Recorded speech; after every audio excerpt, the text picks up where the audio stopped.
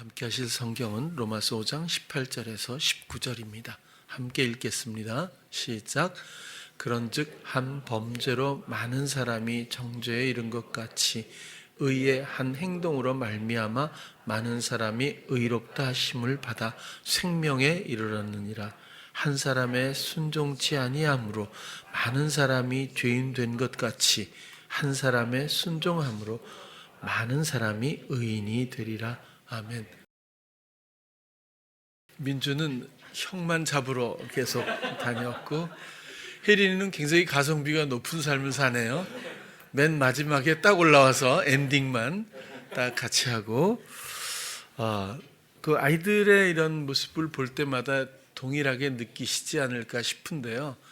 사실 잘하고 못하고가 어디 있겠어요, 그렇죠? 가만히 서 있어도 이쁘고 그다음에 딴짓을 해도 귀엽고 그렇지 않습니까? 우리가 어찌 보면 대단히 묶여있는 어떤 관념을 가지고 세상살이를 경직되게 하고 있는지도 모르겠어요. 주님의 사랑의 시선을 언제나 갖길 바랍니다. 오늘은 또 모두에게 익숙한 로마서 5장 18절에서 19절 내용을 가지고 죄인과 의인이라는 제목을 일단 선정을 했는데요. 한 말씀을 나눠보도록 하겠습니다.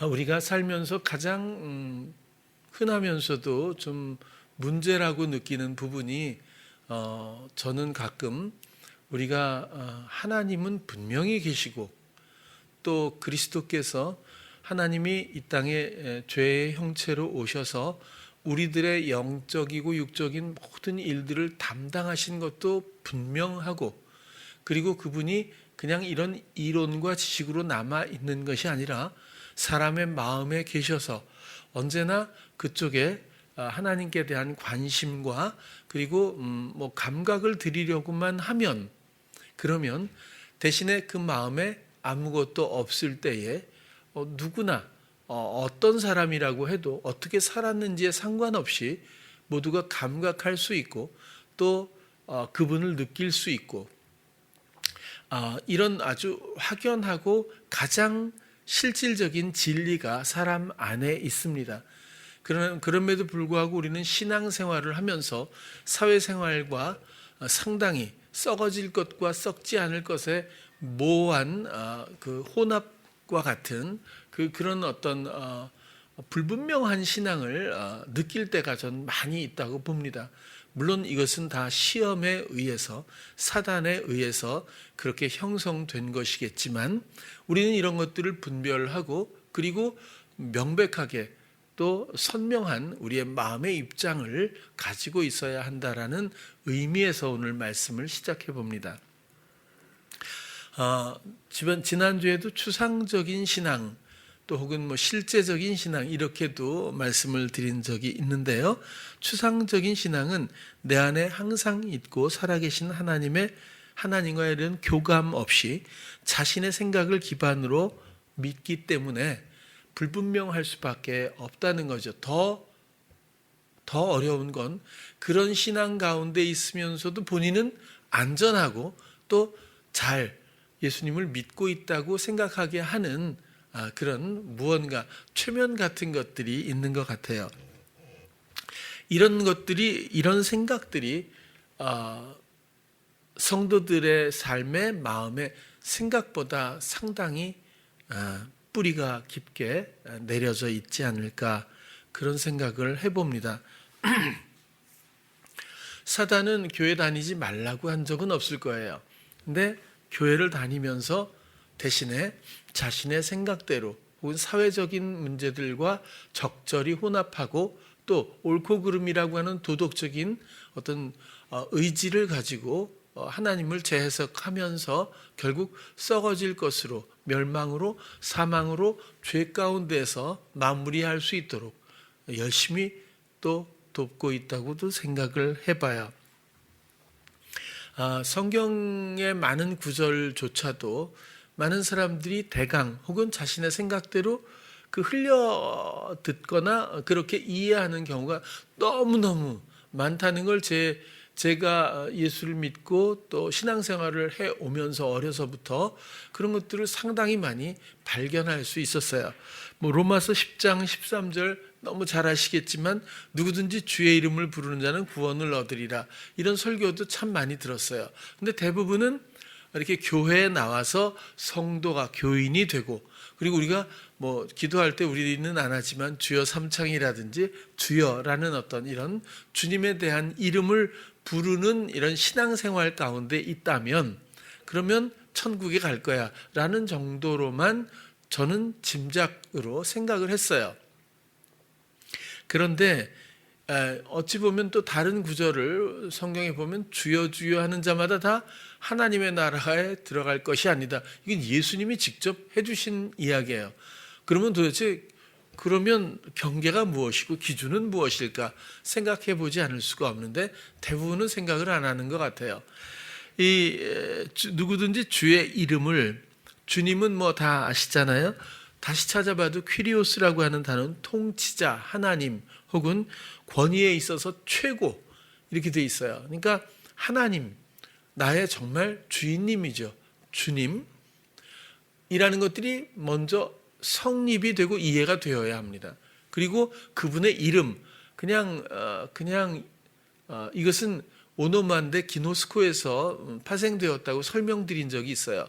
기노스코는 알다라는 뜻이고 이해하다, 확신하다, 말할 수 있다, 그런 게 굉장히 친밀하게 아는 그 최고 수준의 아는 그 관계를 말하잖아요. 그러면 주님 하나님에 대해서 최고의, 이 세상 모든 것들에 대한 최고의 권위이자 나의 주인님이신 나의 주님을 그렇게 알고 확신하고 이해하고 말할 수 있는 이런 관계, 나의 말까지도 그분의 내 입술의 말씀인 것처럼 그렇게 우리가 형성되고 성립되었을 때 비로소 이 사람이 이런 순종에 의해서 주의 이름을 부르는 자입니다. 그 사람은 당연히 그리스도의 삶을 공유할 수 있게 되죠. 이젠 그리스도의 인도하심 따라서 돌보심을 얻게 될 수 있죠. 그래서 생명을, 구원을 얻게 되는 과정들에 대해서 설명하고 있는데 우리는 단순히 주여, 난 뭐 매일 아침에 일어나서 기도할 때, 큐티할 때, 혹은 뭐 식사 기도도 할 때, 뭐 무슨 뭘 할 때마다 예배 드릴 때 주여 주여라고 생활에서 많이 부르고 있기 때문에 안전하다고 생각하게 하는 시험이 있다고 하는 겁니다. 분명해야 되지 않겠습니까? 하나님이 나를 향해서 분명하듯 하나님의 사랑과 생명과 지혜가 내 안에서 언제든지 나를 기다리고 분명하듯, 이것은 내가 감각하든 안 하든 영원히 그곳에 계시겠다고 하셨던 이루신 약속이기도 한 분명한 하나님의 그 말씀. 자, 뿐만 아니라 이름을 부른다, 이것도 에피칼레오라고 하는 단어예요. 칼레오는 부르다죠. 에피라고 하는 앞에, 곁에 이런 거거든요. 그냥 내 목소리로만 주여 이게 아니라는 거죠. 그렇죠? 여기 부른다고 하는 것은 주님과의 아주 선명한 관계를 말하는데 앞에, 곁에 이렇게 아주 뭐라고 해요? 아주 친밀한 실질적인 교감에, 그러니까 이것을 다시 설명하면 베드로가 체험하고 말했던 하나님의 정면에서 누구 말을 듣는 것이, 이런 얘기를 요즘에 많이 드리잖아요. 또 진설병, 그 뜻대로 부르심을 입은 자들, 그것은 하나님 면전에 놓여지다, 성도라고 했잖아요. 성도라는 뜻이 또 있거든요. 이렇게 하나님과 내 안에 내 관계가 명백해야 마땅하지 않겠냐는 것을 오늘 또 계속 말씀을 드리는 겁니다. 로마서 8장 14절도 보면 무릇 하나님의 영으로 인도함을 받는 그들은 곧 하나님의 아들이라. 이렇게 교회 나오고 신앙생활하고 헌신하고 하면 당연히 성령으로 우리는 인도를 받고 있어. 방언을 하면 인도를 받고 있다고 여긴다는데 제가 볼 때는 시험에 문제가 그곳에 있지 않을까 하는 거예요. 여기서 성령으로, 하나님의 영으로 인도를 받는다라는 아고라고 하는 단어도 보면 권유하다, 가도록 하다, 생기게 하다, 이렇게 이 인도는 단순히 뭔가 신앙생활을 유지하고 이런 문제가 아니라는 겁니다. 그게 아니라 권면하고 또 권유하고 가도록도 하고 또 생기게 하고 사실은 말하게 하고 행하게 하고 이 모든 나를 맡겨드림으로써 그분의 뜻이 이루어져가는 과정들이 인도라고 하는 거죠. 그런데 우리는 우리의 생각대로 신앙생활을 하고 우리의 생각대로 시도하면서 가끔 주님을 부르면서 우리는 전체적으로 인도를 받고 있다라고 하는 시험에 들 수도 있다라는 말씀을 한번 드리는 겁니다. 로마서 12장 1절도 보면 그러므로 형제들아 내가 하나님의 모든 자비하심으로 너희를 권하노니 너희 몸을 하나님이 기뻐하시는 거룩한 산제사로 드리라. 이는 너희의 드릴 영적 예배니라. 여기서도 보면 우리가 대강 생각하도록 만드는 사단의 권유를 듣다 보면 우리의 영적 예배는 거룩한 산제. 이 예배, 영적 예배는 영적 예배 하면 또 형식으로 어느새 흘러갑니다. 형식을 하나님께 드리면서 우리가 뭔가 성령에 의지하거나 방언 기도를 하거나 뭐 이렇게 하나님의 성령에 대해서 생각하면서 예배를 이런 형식을 드리면 이게 영적 예배가 아닐까 이렇게 생각할 수 있다는 겁니다. 이런 일들이 너무너무 많아요. 사실은 우리 신앙생활 가운데. 그러나 영적 예배라고 하는 걸 찾아보면 영적이라는 말은 로기코스라는 우리가 번역해 놓으니까 영적이잖아요. 로기코스라고 하는 로고스의 의한입니다. 이것은 우리 안에 계신 말씀이 이제 우리를 통치하지 않습니까? 그런 것에 의해서 예배라고 하는 것도 이 레트레이아라고 하는 이 단어가 그 하나님의 사역이라고 그랬죠. 하나님의 일, 하나님의 사역, 신적인 봉사 이렇게 돼 있어요. 왜 예배가 뭐 레이투르기아도 있지만 하나님의 일이라고 이렇게 되어 있을까요? 우리가 형식을 드리는데 이게 왜 하나님의 일이죠? 여기서는 예배로 되어 있지만 사실은 경배고 제사입니다. 그리고 이 제사이기 때문에 산제사로 연결되고 있는 거예요. 예배 그럼 우리는 이런 언제부턴가 생겨버린 이런 예배라고 하는 예식에 너무 이해를 두기 때문에 자꾸 왜곡된 이해를 또 그리로 흘러갈 수밖에 없는 시험이 그곳에 또 있다는 그런 말씀을 드려보는 거예요. 여기서도 내가 하나님의 모든 자비하심으로 너희를 권하노니 권한다는 말도 칼레오는 부르다, 파라는 곁에. 그러니까 결국 이 말은 초청하다, 가까이서 부르다 이런 뜻이라고 해요. 또 제물도 뒤시아라고 하는 이 단어는 너희 몸을 우리의 몸을 죽이나요? 아니요. 몸을 주장하고 있는 그 인격이죠.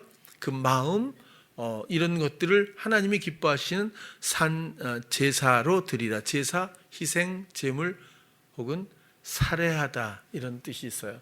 여러분 놓기 전에는 놓고 나서의 행복을 모릅니다. 우리는 쥐고 있으면서도 이걸 놓치면 죽는 줄 아는 그런 묘한 모순의 인생이 그죠 붙들려 있다고도 많이 생각을 해요. 이런 경우는 경험을 해보지 못하면 잘 실감하지 못합니다. 뭐 옛날로 보면 뭐 부도 같은 거겠죠. 그러면 부도가 나기 전에는 정말 아는 사람을 총동원해서 초등학교 동창까지 전화를 해가면서 돈을 빌려달라고 해서 그걸 막느라고 그래서 빚은 빚대로 왕창 져놓고 결국에는 파산하고 미리 머리 좋은 사람은 미리 파산하고 뭐 이렇게 챙기고 뭐 그러더라고요. 어쨌거나 기도원에 와서 옛날에는 부도난 사람들이 참 많았어요. 질병에 걸린 사람들이 참 많았어요. 요즘엔 잘 안 가는 것 같지만 어쨌거나 근데 그 사람들이 이구동성이에요. 부도가 나고 나니까 너무 평온하대요. 이제 더 이상 붙들릴 일이 없으니까 그렇겠죠. 뭐 잘 된 건 아닐 텐데 그런 거예요. 질병도 다 건강한 게 좋죠. 당연히. 그렇지만 걸려보면 영적인 유익이 또 있어요. 모르던 것들이 뭔가 있을 거예요. 내가 얼마나 경직되게 살았는지, 내가 뭘 놓지 못하고 살았는지, 내가 뭘 시도하면서도조차 이 죄악의 길에 있는 자기 자신을 잘 모를 때가 있잖아요.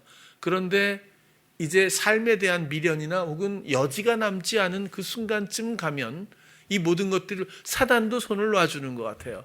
더 이상 귀찮게 할 필요가 유도할 에너지를 거기다 쏟을 필요가 사단도 없는지, 아무튼 그 영혼들이 대부분은 자유하고 유연하게 많은 것들을 깨닫게 되는 것들도 보게 돼요. 이런 붙들려 있는 인격에서부터 시작합니다. 이게 처음부터 없으면 좋겠죠. 아니요, 그게 아니라 그러면 갈 수가 없어요. 이렇게 붙들려 있고 묶여 있고 종노릇하고 내가 세상을 추구하고 또 사단을 듣고 주님을 듣지 못하고 있는 상황이라고 하는 정말 끔찍한 폐역의 길에서 비로소 우리는 그 길에서 넘어지고 또 여러 가지 장애를 만나서 내가 할 수 없다는 걸 깨달을 때 비로소 복음의 빛을 바라보게 됩니다. 이것은 엄청난 축복이에요. 나는 어려운 게 하나도 없었어. 저라도 권유할 말이 없어요. 왜? 무슨 얘기를 해도 그 영혼이 듣지를 못해요. 다른 걸 듣기 때문에. 그래서 할례는 귀의 할례가 굉장히 자극적이지만 반드시 필요한 겁니다. 우리가 얼마나 많은 것들을 세상이 주는 많은 것들을 듣고 사는지 우리가 어느 때쯤 되면 알게 돼요. 그걸 모르고 인생을 마감한다면 제가 볼 땐 정말 먼지로 시작해서 먼지로 끝나는 듯한 무의미한 그런 시간들로 밖엔 설명할 수가 없는 것 같아요. 마태복음 7장도 한번 볼게요.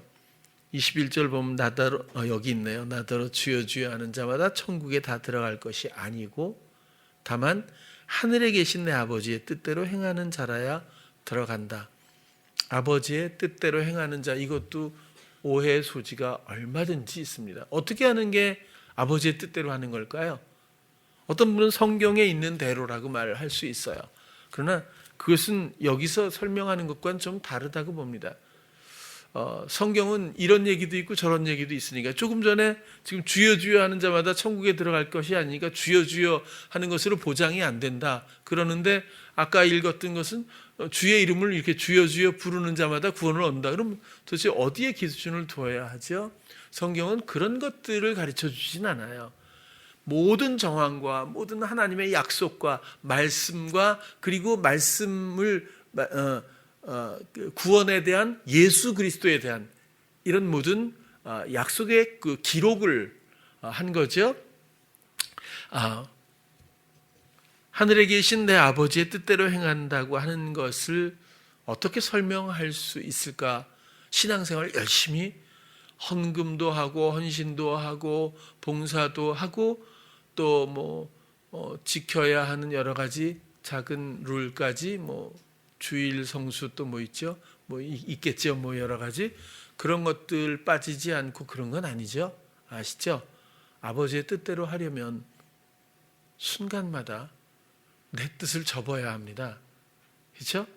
그 전환이 이토록 시험 때문에 어려운 것뿐이에요. 그러나 놔버리면, 경험하면, 해보면 이게 어려운 게 아니에요.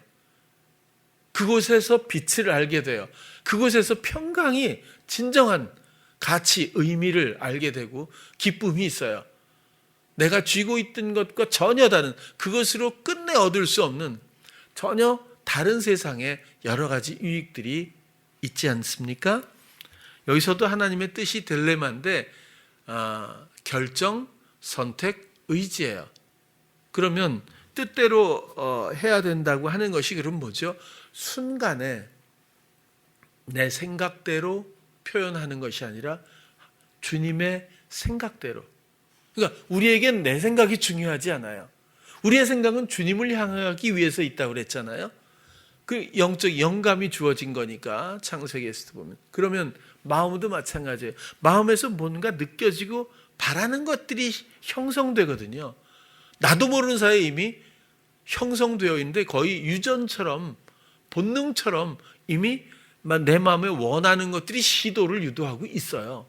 이거는 정말 어떻게 제어할 수 있는 그 이런 원리가 아닌 것 같아요. 에덴에서 시작된 이 원리가 에피디미아라고 그랬잖아요. 이건 사람에게 누구나 있어요.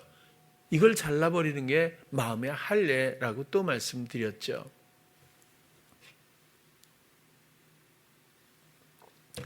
순간에 여러분 어떤 상황, 어떤 사람을 보더라도 내 눈으로 보는 것에 대한 느낌을 가지고 대응하면 안 될 거예요. 내 마음의 눈은 주님을 바라보고 주님을 기대해야 됩니다. 다시 말해서 어떤 사람을 보거나 어떤 사물을 보거나 어떤 상황을 마주 볼 때에 주님의 시선을 기대해야 합니다. 주님이 어떻게 보고 무엇을 원하시는지 그 마음을 보고 주님이 때마다 주시는 생각을 내가 순종으로 표현함으로써 그분의 생명이 나의 생명이 되는 이 원리에 대해서 포기당하지 않았으면 하는 거예요. 그래서 이 순간마다 당신의 선택은 무엇입니까? 당신의 의지, 당신의 결정은 뭐예요? 저를 통해서 표현하게 도와주세요. 사용해 주세요. 이게 우리의 드리는 마음입니다. 그러면 여지없이 그때마다 생각나게 되고요. 그 떠오르는 생각 때문에 우리는 이미 우리의 영혼은 마음은 행복해져요. 감동이 있고 기뻐지죠. 그 지혜로 놀랍기도 하고 우리의 마음은 빛나게 됩니다. 그리고 그런 것들을 표현할 때 얻어지는 영혼들의 이 열매는 너무 놀라워요. 당장이 아니더라도 어찌 보면 우리는 가끔 씨를 뿌릴 때가 있고 어떤 때는 물을 줄 때도 있을 거예요. 어느 때는 돌보아줄 때도 있을 거예요. 그 유형은 상당히 다양하겠지만 우리의 역할의 통로의 역할을 통해서 우리의 자녀들은 물론이고 우리 주변의 모든 어떤 사람이라도 누구든지입니다. 성도뿐만이 아니라 세상살이 인간관계 가운데서조차 어떤 사람에게라도 주가 원하시는 만큼 전달이 될 겁니다. 그 능력이. 그래서 씨는 언젠가 다시 싹이 틀 것이고 또 이미 싹이 터서 시간이 지난 어떤 나무는 꽃이 필 수도 있겠죠. 그것은 주님의 의지에 달려 있습니다. 주님 아버지의 뜻대로 행한다라는 말도 포이에요, 창조하다, 실행하다 이런 뜻이죠. 완수하다라는 뜻도 있네요. 마태복음 12장 50절 같은 내용이지만 누구든지 하늘에 계신 내 아버지의 뜻대로 하는 자가 내 형제요 자매요 모친이라 하시더라. 저는 우리 성도님들을 향해서 우리 아기들을 향해서 소망이 있다면 딱 하나뿐입니다. 우리는 진정 하나님의 백성이자 하나님의 가족들이 되는 것뿐입니다. 우리가 직업은 다르고 성별도 다르고 환경도 다르지만 입장도 다르지만 모두가 통일하게 포도나무의 가지들 되어 그분의 열매를 맺고 순간마다 모든 감각을 하나님께 드려서 나를 사용하시는 그분의 기쁨 가운데에서 우리가 모두 형제요 자매요 가족이라고 하는 그런 공동체로 함께 세상을 걸었으면 하는 것이 유일한 소망입니다.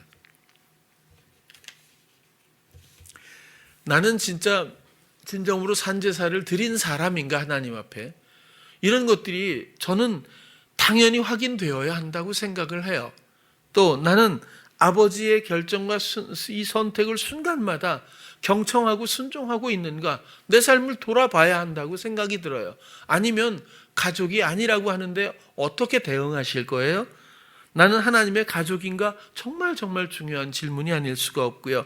나는 옛사람인가 새사람인가? 나는 종노릇에서 정말 해방되었나? 나는 정말 그토록 사랑으로 알고 있는 나의 주님에 대해서 내가 확신하고 이해하며 그분에 대한 그 말씀을 내가 대언하듯 말할 수 있는 그 관계 가운데서 나는 구원을, 새 생명을 얻은 사람인가?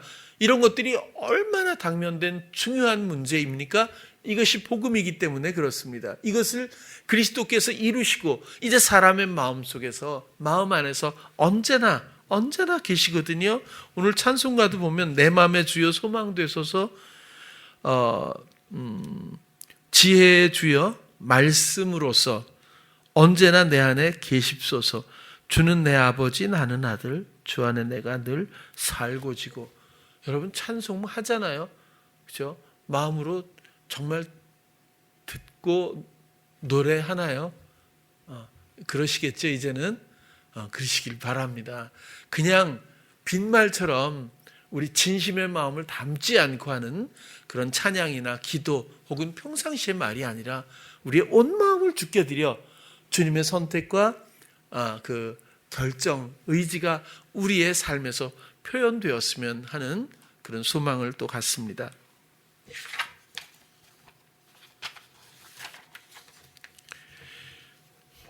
이전에는 내 생각대로 내 마음에 원하는 것을 추구하고 살았다면 이제는 예수님의 생각과 마음, 주님의 시각과 다스림을 기대하며 살아가는 것, 이제 설명을 충분히 해드렸다고 생각해요. 그러나 중요한 게 있어요. 사단은 어떤 한 영혼이라도 결코 포기하는 법이 없습니다. 물론 하나님의 허용하심 때문이지만 이것은 역설적으로 엄청난 영적 유익을 위한 하나의 과정이라고도 생각하면 좋겠어요. 베드로전서 5장 8절을 보면요, 근신하라 깨어라 너희 대적 마귀가 우는 사자같이 두루다니며 삼킬 자를 찾나니. 이것 하나하나 보면요, 근신, 내포, 분별이 있다 이런 뜻이에요. 근신하라 이것은 집에 가만히 혹은 뭐 조용히 이런 얘기가 아니라 분별하라, 순간마다 그런 뜻으로 보이고요. 그리고 깨어라, 이건 그레고레오라는 단어인데요, 경계하다, 정신을 차리다 이런 뜻이에요. 아니면 사단에게 이미 미혹당하니까 그렇겠죠. 여기서도 대적 마귀인데 대적 자체가 사단입니다. 사단 마귀가 우는 사자같이 두루다니며 이 말도 찾아보면 주위를 걸어다니다, 걷다 이런 뜻이고, 삼킬 자를 찾는다. 삼킬, 이걸 찾아보니까 카타피노라고 하는 단어이더라고요. 근데 마시다, 삼키다도 있지만 개걸스럽게 먹다, 이게 눈에 확 들어왔어요. 그렇죠? 먹잇감 밖에는 안 되거든요. 자, 찾나니 이 말도 보면 그냥 이렇게 찾고 있구나 이 정도가 아니에요. 생명을 빼앗기 위해서 계획하다, 그리고 질문하고 물어보다, 말하는 거거든요. 마음에서. 이게 결국에는 개걸스러운 먹잇감으로 가는 과정이라고 말씀드릴 수밖에 없어요. 뭐 많이 경험들 해보셨으니까 이제 아시겠죠? 사단이 사람들의 영혼을 개걸스럽게 먹는다는 이야기는 장악한다는 것 아니겠어요? 그 사람의 생각과 마음을 장악함으로써 실제적 생명에 다가가지 못하게, 주님을 듣지 못하게 하는 그런 의도입니다. 이런 것도 많이 우리가 경험을 해보았죠. 에베소서 2장 1절에서 2절도 보면 하나님의 뜻으로 말미암아 그리스도 예수의 사도된 바울은 에베소에 있는 성도들과 그리스도 예수 안에 신실한 자들에게 편지하노니 하나님 우리 아버지와 주 예수 그리스도로 쫓아 은혜와 평강이 너희에게 있을지어다. 이렇게 읽기는 했어요, 제가. 근데 또 잘못 기록을 해줬어요. 그렇게 넘어가겠습니다. 야고보서로 그냥 넘어갈게요. 야고보서 1장 보면 오직 각 사람이 시험을 받는 것은 자기 욕심에 끌려 미혹됨이니 욕심이 잉태한 즉 죄를 낳고 죄가 장성한 즉 사망을 낳느니라. 욕심은 잉태해서 임신해서 죄를 낳는데, 죄가 또 뭐 시집을 갔는지 아무튼 커서 또 그 다음엔 죄는 사망을 낳네요. 그렇죠? 그러니까 욕심이 죄를 낳고 죄는 사망을 낳네요. 결국 이게 재밌는 얘기는 아니지만 나의 이야기니까. 자, 욕심은 에피디미아라고 하는 단어예요. 잉태한 즉, 욕심이 잉태됐다, 잉태한 즉, 이 말은 쉴 람바누인데요. 쉴이라고 하는 단어는 소유, 곁에 이런 뜻이에요. 람바누는 영접하다라는 거거든요. 취하다라는 뜻이에요. 욕심이 결국 사단에 미혹된 것들을 영접하는 거죠. 취하는 거죠. 곁에 두고 소유하게 되는 이 과정입니다. 그러면 죄를 낳는데 틱토라고 하는 단어에 낳고, 이건 뭐 당연히 생산하다, 도단하다 뭐 이런 뜻이네요. 장성한즉, 이 말도 그냥 컸다라는 말이 아니라 죄가 장성한즉, 이게 아니라 죄가 완전하게 성취하다 이런 뜻입니다. 성취하는 것은 곧 사망, 다나토스죠. 하나님과의 관계, 완벽한 관계 상실, 그것으로 낳는다. 여기서 낳는 것은 죄를 낳고 하고는 좀 다른 단어예요. 이 말은 초래하다 이런 의미가 있습니다. 다시 오늘 본문으로 한번 돌아가 볼게요. 오늘은 여러 가지 성경들을 함께 좀 살펴봤거든요. 자, 본문으로 다시 돌아가면 한 사람의 순종치 아니함으로 많은 사람이 죄인 된 것, 한 사람의 순종함으로 많은 사람이 의인이 된 것. 이제 이 원리에 대해서는 충분히 이해하셨을 거예요. 어떤 순간마다 내 생각대로 하는 건 내 생각이 아니라 사단의 시험, 미혹입니다. 이런 것들이 성립되려면 내 마음에 뭔가 좋지만, 옳아 보이지만 원하는 것이 있어서 그 원하는 것으로 말미암아 사단의 옳아 보이는 미혹이 내 마음에 자리를 잡게 돼요. 그죠? 소유되게 된다는 얘기죠. 이름으로써 이제 시작되는 겁니다. 어려운 일들이, 죄를 낳게 되는 거죠. 죄가 생산되는 거죠. 자기 경영이 시작되는 겁니다. 시도가. 아시죠? 이것을 아담과 하와가 시작을 했어요. 그리고 우리에게 똑같은 버릇이 유전되어 있는 겁니다. 똑같은 원리가 사람 마음에 전부 있는 거예요. 아직도 오직 예수 그리스도, 이게 없습니다. 물론 그리스도를 믿고 사랑하는 사람들이지만 우리에게는 아직도 이런 유혹의 여지가 많이 남아 있다는 거예요.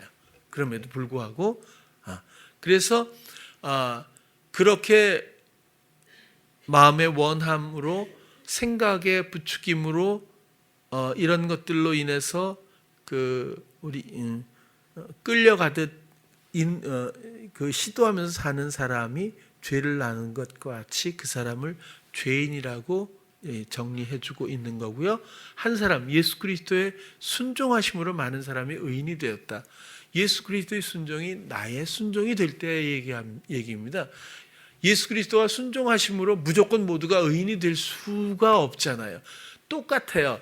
아담이 죄를 지었지만 나하고 무슨 상관이야? 그 원리가 내 안에 이미 잠복되어 있지 않습니까? 우리는 그걸로 살아왔어요.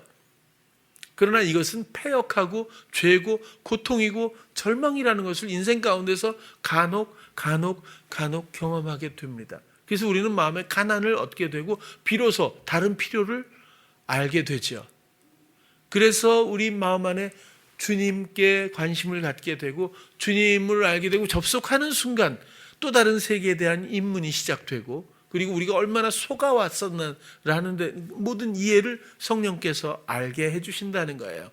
이제는 아담과 하와의 그런 새로운 불순종의 원리가 우리 안에 고착되어 있었던 것처럼 이것을 우리가 자르고 예수 그리스도의 순종이 우리에게 뿌리 내려야 합니다. 다시 말하면 예수 그리스도의 순종의 삶에 우리는 접붙임되어야 한다. 그렇게 설명할 수 있다는 겁니다. 그렇다면 아까 말씀드린 대로 순간마다 우리는 푸뉴마도 성령도 마찬가지거든요. 시험도 마찬가지. 어떤 뜻이냐면 숨, 호흡, 바람 이런 뜻이 있어요. 이게 뭐예요? 호흡하면서 순간순간을 맞이하지 않아요? 그런 것처럼 모든 순간순간 호흡과 같이 우리는 이제는 하나님의 결정, 하나님의 뜻, 의지, 선택에 대한 기대감을 갖고 모든 순간 내 생각이 아닌 주님의 생각, 주님의 마음, 주님의 시각, 주님이 이 영혼을 어떻게 보고 있는지, 또 주님이 이 상황에서 나에게 이 상황에서 무엇을 말씀하시는 건지, 그렇죠? 이런 것들이야말로 보물찾기라는 얘기예요. 그래야 우리 영혼이 살아요. 우리 영혼이 이탈하지 않고 토한 것으로 돌아가지 않고 영원한 것을 확신하고 선택할 수 있게 되지 않겠습니까? 우리 예를 들으면 좀 더 항상 낫잖아요. 근데 뭐 요즘엔 저도 다른 경험이 없고 해서 주변에 또 할 수 없이 등장인물이 비슷합니다만, 이제 희선이가 있어요. 희선님을 세워놓고 제가 만약에 묻는다면, 너는 예수님으로 살아가면서 살고 싶니? 아니면 고집스럽게 옛사람의 모습으로 살고 싶니? 1000번 만번 물어도 당연히 여러분들처럼 사랑하며 살기 위해서, 그렇죠, 많은 과정을 겪었어요. 같이 사는 때도 있었고, 또 혹은 돌봐줄 때도 있었고, 그리고 그 영혼의 마음의 그 소망은 지금도 얼마든지 넘치고 있을 거예요. 근데 이것이 아직 본물이 터지듯이 아직 흐르질 못해서, 이것도 주님의 귀한 뭔가 의미가 있을 겁니다. 언젠가 뒤돌아보면 더 단련할 수 있는 어떤 시간들로 분명히 의미가 있겠죠. 그래서 그 시기에 대해서는 저는 내려놨어요. 모두에 대해서. 어차피 저의 말로는 다 못하겠어요. 그런 생각을 하면 답답해지는 경우가 있지만, 이제는 그런 건 다 내려놓고 주의 때 주가 알아서 하시는 일인데, 제가 괜히 마음을 너무 성급도 아니지, 24년 됐나? 25년 됐으니까.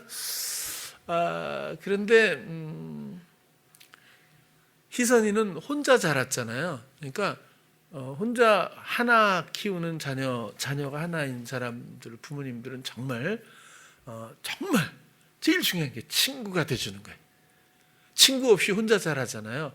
그 홀로 있는 시간이 많이 있는 아기들은 정말 이 내면이 굉장히 어려워져요.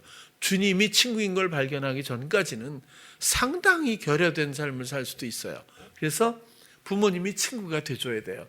여태까지 여러분들이 저를 보시지만, 저는 모든 아이들에게 가능하면 친구처럼 다가서 의도 없이 마음으로 교감하기를 정말 소망하거든요.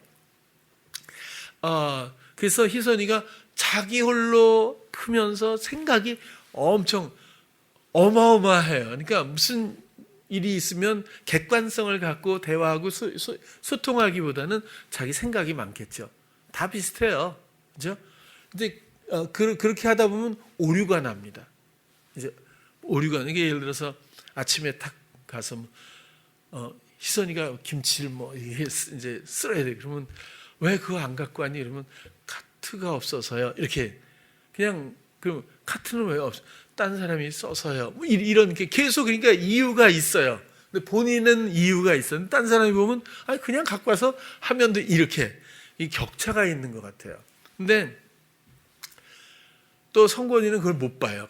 요즘에 간혹 나오는데 보면 이 잘못됐잖아요. 근데 성권이는 옳고 그름에 완벽하게 묶여 있는 그런 내면이 그렇고, 희선이는 자기 생각이 아주 충만한 사람이고, 이게 맞을래야 맞는 자리가 없어요. 그러니까 성권이가 보면 이게 아니고 이것도 아니고 막 이렇게 되는 거고, 희선이는 늘 무슨 이유는 있어. 근데 이해할 수 있는 이유는 아닌 것 같고, 이 대화가 공전이 되는 거지 항상. 중요한 건 그 순간에 옳고 그름은 사람을 살릴 수 없어요. 전혀. 이것은 답이 없는 문제를 끊임없이 내는 것과 추구하는 것과 똑같은 거예요. 하나님 앞에 옳은 사람이 어디 있어요? 이 세상에 옳고 그름의 모양새는 있는데, 하나님 앞에 도대체 무엇이 옳고 무엇이 그른 거죠? 사랑 안에는 아예 그런 게 없어요. 근데 만들어 놓고 애쓰는 중이죠. 어쨌거나 시험입니다. 중요한 건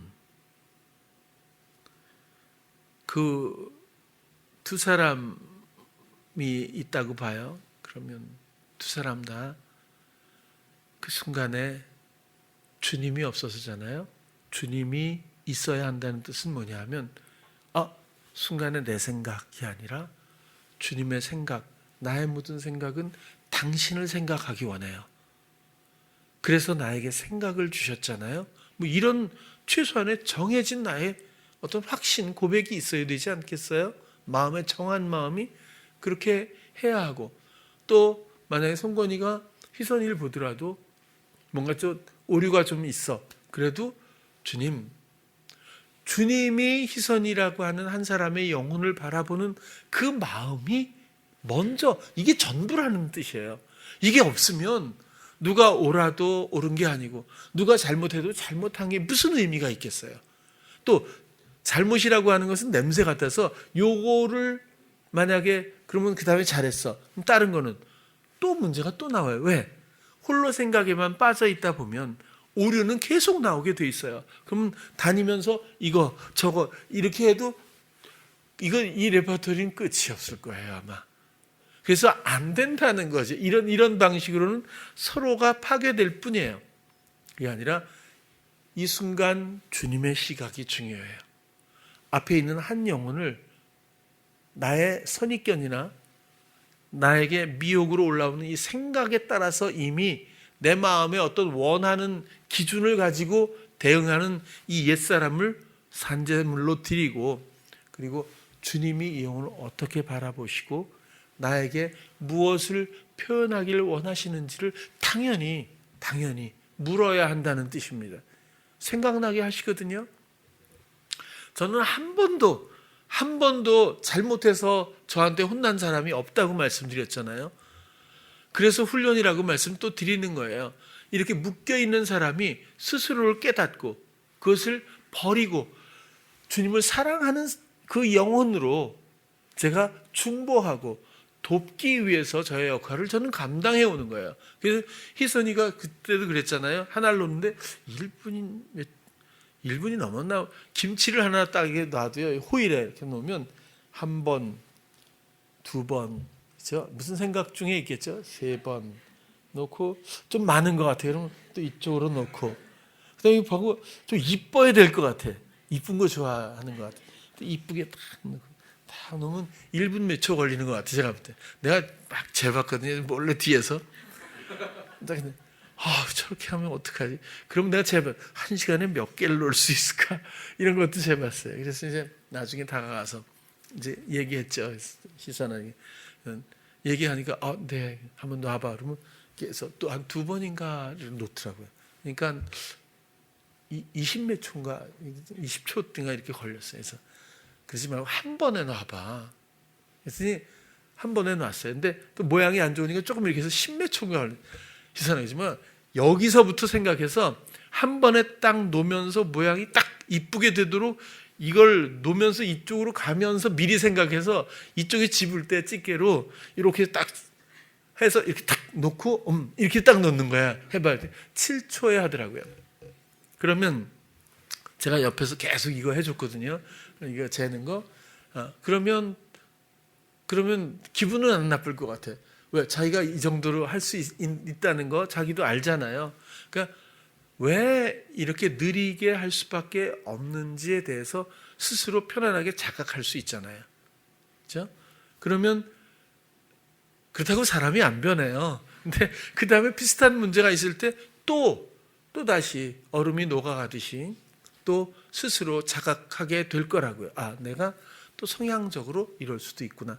자기의 내면을 자꾸 바라보게 되고 언젠가는 사랑하는 마음으로 주님, 당신이 원하시는 대로 나에게 지혜 주시면 내 모든 일들의 주인은 당신이시고 당신의 이름을 불러요.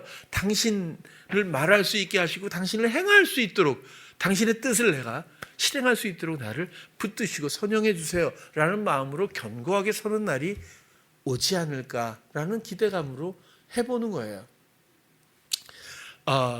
김치가 무슨 주제가 되겠어요. 그렇죠? 그러나 그 마음에 그렇게 해서라도 녹아가고 씻겨가기를 소망해 보는 거죠. 근데 이런 상황에서 주님이 없으면 지혜가 없어요. 그래서 마음이 상합니다.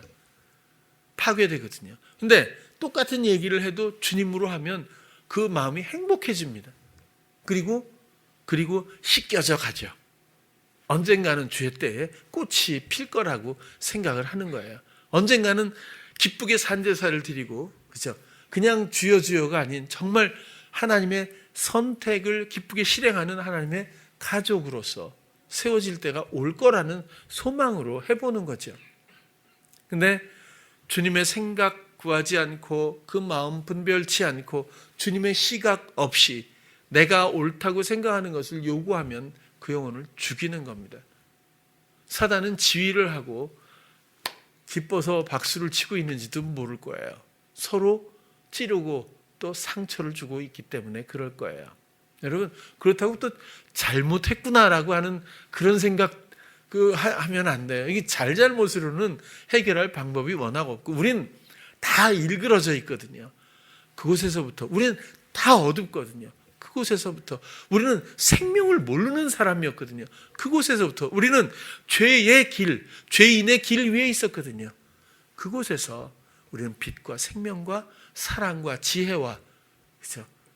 이런 것들을 발견하고 누리게 되는 전환을 복음이라고 이해하고, 또 우리는 이제 의인의 길로 기쁘게 들어서야 한다는 말씀을 오늘 이렇게 드리기를 원했습니다. 두 사람의 이런 관계를 비유로 말씀드렸는데, 두 사람을 연상하지 마시고 본인이라고 해서 뭐 자유할 게 없으니까 마음으로 정말 주님을 생각하면서 모든 순간 나를 위한 하나님의 놀라운 정해진 사랑의 결정들을, 지혜의 놀라운 그 의지들을 내가 관심을 갖고 실행할 수 있도록 나를 통해서 통로가 될 수 있는 소망 가운데서 늘 주님과 함께 길을 걸으며 주님의 시각을 사모하고, 또 그분의 결정을 기다리면서 기대하고, 그리고 말할 수 있는, 행할 수 있는 여러분들이 되시기를 꼭 부탁을 드립니다. 모호한 삶, 모호한 신앙, 세상에 그저 수용되어 버려서, 그죠? 막연하게나마 나는 믿고 있다라고 생각할 수밖에 없는 어떤 시험과 미혹의 영적인 죄인의 길에서부터 자각하고 분별하고 깨어서 의인의 길로 함께 걸을 수 있기를 다시 한번 축복합니다. 기도하겠습니다. 사랑의 주님, 오늘은 또 우리가 죄인과 의인에 대해서 제목을 가지고 나누었습니다.